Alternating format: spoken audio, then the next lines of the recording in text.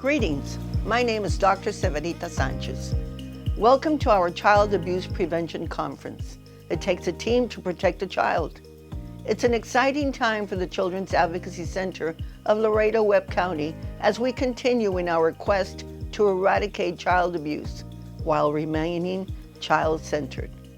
The CAC continues firm in its critical and challenging mission, which is to break the cycle of child abuse through community education, training, and prevention, and to allow the opportunities for healing through intervention in a child-sensitive environment.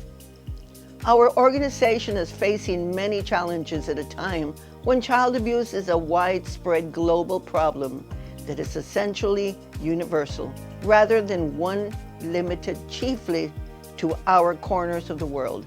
Please know that we will continue to bring inspirational people together in forums like this to ensure that children are free from abuse and our CAC remains at the leading edge.